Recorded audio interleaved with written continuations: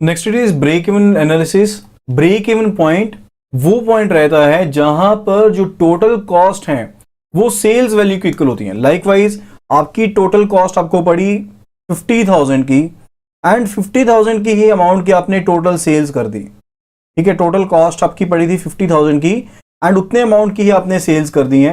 तो ये आपका क्या है, ब्रेक इवन पॉइंट है। तो ब्रेक इवन पॉइंट का मतलब है कि जो कॉस्ट है या फिर जो एक्सपेंसेस है, ठीक है, एंड उस पॉइंट पर कॉस्ट एंड एक्सपेंसेस किसके इक्वल हो गए, रेवेन्यू के इक्वल हो गए। यानी कि ना तो कोई नेट लॉस है ना ही कोई गेन है, यानी कि नो प्रॉफिट है। तो उस पॉइंट को हम क्या कहते हैं कि जो यूनिट है दैट इज ब्रोकन इवन। तो ये जो रेशो है that is very much important जब हमने एनालिसिस करना होता है टर्म लोन प्रपोजल्स का। तो ब्रेक इवन पॉइंट को हम कैलकुलेट करते हैं ताकि हम डिटरमाइन कर सकें कि कितनी सेल्स होने के बाद जो यूनिट है वो अपनी कॉस्ट को रिकवर करता है। यानी कि कितनी यूनिट्स की सेल होगी, कितने यूनिट्स को बेचेंगे जिसके बाद जो कॉस्ट थी यूनिट की वो कवर हो जाएगी। यानी कि 10 यूनिट्स को बेचा तो कवर होगी या कैसे हो गया। लाइकवाइज अगर मेरे टोटल कॉस्ट है 500, जो मेरी टोटल कॉस्ट पड़ी है, ठीक है, एंड एक यूनिट की वैल्यू मेरी कितनी है, 50 रुपीज है। एक यूनिट की वैल्यू कितनी है, 50 रुपीज है। तो अगर मैं 10 यूनिट्स को सेल कर देता हूं, ठीक है, यानी कि 500 रुपीज टोटल आ गया, तो इस पॉइंट पर मेरा क्या होगा, ब्रेक इवन पॉइंट होगा। तो बेसिकली जो ब्रेक इवन पॉइंट है दैट इंडिकेट्स कि शॉक एब्जॉर्बिंग कैपेसिटी कितनी है यूनिट की। तो ब्रेक इवन पॉइंट को हम कैलकुलेट किस तरह से कर सकते हैं, अगर हमें टोटल कॉस्ट पता होगी। तो टोटल कॉस्ट को हमने दो पार्ट्स में डिवाइड करना है, एक रहती है फिक्स्ड कॉस्ट एंड दूसरी रहती है वेरिएबल कॉस्ट। सो फिक्स्ड कॉस्ट बेसिकली वो कॉस्ट है जो रिगार्डलेस ऑफ दी ऑपरेशंस है, यानी कि लेवल ऑफ एक्टिविटी के ऊपर वो डिपेंड नहीं करती। वो आपकी कौन सी कॉस्ट रहती है, यानी कि जो कॉस्ट होनी ही होनी है, चाहे वो यूनिट में एक्टिविटी कोई हो रही है चाहे नहीं हो रही है, ठीक है। तो that is called the fixed cost. जैसे कोई रेंट है, टैक्स है, इंश्योरेंस है, डेप्रिसिएशन है, मेंटेनेंस ऑफ बिल्डिंग है, मशीनरी है, तो ये सभी क्या आपकी फिक्स्ड कॉस्ट के एग्जांपल है। एंड जब हम बात करते हैं रिगार्डिंग द वेरिएबल कॉस्ट, वो डायरेक्टली डिपेंड करती है किसके ऊपर, जो आपकी प्रपोर्शन है किसकी, लेवल ऑफ एक्टिविटी की। यानी कि जितनी ज्यादा आप सेल्स बढ़ा देंगे, जितनी प्रोडक्शन इंक्रीज कर देंगे, जितनी एक्टिविटी इंक्रीज कर दी, उसके हिसाब से जो कॉस्ट है वो वेरी कर रही है। That is called variable cost. उसे हम कहते हैं वेरिएबल कॉस्ट कहते हैं। जो वेरिएबल कॉस्ट रहती है इनको हम मार्जिनल कॉस्ट भी कहते हैं। लाइकवाइज रॉ मटेरियल है चाहिए आपको, पावर एंड फ्यूल का खर्चा हो गया, ऑक्ट्राई यानी कि चुंगी खर्चा हो गया, कंज्यूमेबल्स हो गए, ये सभी आपकी वेरिएबल कॉस्ट है। देन एक टर्म इसमें इस्तेमाल होती है that is contribution.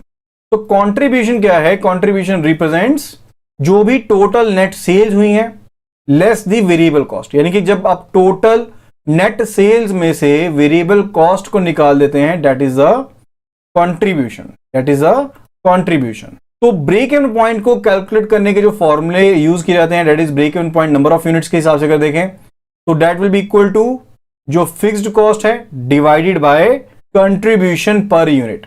Fixed cost divided by contribution per unit. यानी कि अगर हम बीईपी की वैल्यू को देखें तो बीईपी किसके इक्वल होगी, BEP will be equal to that is number of units will be equal to जो आपकी फिक्स्ड कॉस्ट आ रही है डिवाइडेड बाय कंट्रीब्यूशन। अब कंट्रीब्यूशन क्या है, जो आपकी नेट सेल्स है माइनस द वेरिएबल कॉस्ट।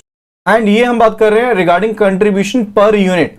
तो नेट सेल्स जो निकालेंगे यानी कि सेलिंग प्राइस रहेगा वो एक यूनिट का। नेट सेल्स का मतलब यहां पर क्या रहेगा, जब हमने यहां पर बीपी की वैल्यू फाइंड आउट करनी है तो यहां पर देखिए यहां पर क्या है, कंट्रीब्यूशन पर यूनिट है, ठीक है। तो नेट सेल्स किसकी हो रहेगी, selling price of 1 unit minus variable cost per unit.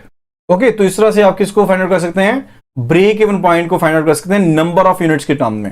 And जब हमने फाइंड आउट करना है ब्रेक इवन पॉइंट को इन नंबर ऑफ सेल्स, यानी कि सेल्स की फॉर्म में हमने ब्रेक इवन पॉइंट को फाइंड आउट करना है कि कितनी सेल्स करेंगे कि हमारा ब्रेक इवन पॉइंट अचीव होगा। दैट इज इक्वल टू जो फिक्स्ड कॉस्ट है ये है number wise, number of unit wise. अगर हम सेल्स वाइज देखें यहां पर that is break even point sales, that will be equal to पहला फैक्टर जो रहेगा वो सेम रहेगा, पहला फैक्टर जो रहेगा वो सेम रहेगा, that is fixed cost divided by contribution per unit. यानी कि selling price of 1 unit minus variable cost of 1 unit. Multiply करना है इसको सेल प्राइस पर यूनिट से, सेल प्राइस पर यूनिट से, तो आपके पास सेल की फॉर्म में आ जाएगा। यानी कि जब आप नंबर को आपने फाइंड आउट कर लिया, जब आप उसको सेल प्राइस से मल्टीप्लाई कर देंगे सिंगल यूनिट की, 1 यूनिट की सेल प्राइस से मल्टीप्लाई कर देंगे, that will give you the sales amount, जिसके थ्रू आपका जो ब्रेक इवन पॉइंट है वो अचीव होगा। नाउ इसको एनालाइज कैसे करना है उसके बारे में देख लेते हैं। अगर एक कंपनी का, एक एंटिटी का, एंटरप्राइज का जो ब्रेक इवन पॉइंट है वो कम है, इसका मतलब है कि सेफ्टी मार्जिन जो है वो प्रॉपर है। सेफ्टी मार्जिन जो है वो प्रॉपर है। सेफ्टी मार्जिन क्या रहता है बेसिकली, कि कल अगर कंपटीशन आता है मार्केट में तो आपको हो सकता है कि कंपटीशन के कारण आपको कॉस्टिंग जो है वो कम करनी पड़े, लेकिन अगर आपके पास मार्जिन होगा तभी क्यों कम कर पाएंगे ना, अदरवाइज आपका जो ब्रेक इवन पॉइंट है वो काफी ज्यादा बढ़ जाएगा। अगर कंपटीशन आएगा, आप मार्केट प्राइस कम कर देंगे, अपना सेलिंग प्राइस कम कर देंगे, तो अल्टीमेटली जो बीईपी का नंबर है वो इंक्रीज हो जाएगा ना। तो that is why safety margin होना जरूरी है। तो मार्जिन ऑफ सेफ्टी को कंप्यूट किस हिसाब से करते हैं, margin of safety is computed as 1 minus BEP. It is computed as 1 minus BEP. And ये किस चीज को इंडिकेट करता है, इट इंडिकेट्स वो प्रोपोर्शन सेल्स की जो एज अ कुशन आपके पास अवेलेबल है। यानी कि अगर कोई इंक्रीज होता है वेरिएबल कॉस्ट में, देखिए फिक्स्ड कॉस्ट तो वो कॉस्ट है जो सेम ही रहेगी, जो आपके रेंट है, ठीक है, जो मशीनरी का खर्च है वो फिक्स्ड कॉस्ट होगी, ठीक है ना, वो तो सेम ही रहेगी। तो वेरिएबल कॉस्ट, अगर आपकी कोई वेरिएबल कॉस्ट चेंज भी होती है तो आपके प्रॉफिटेबिलिटी में कितना फर्क पड़ता है, उसके रिगार्डिंग मार्जिन ऑफ सेफ्टी जो है वो डील करता है।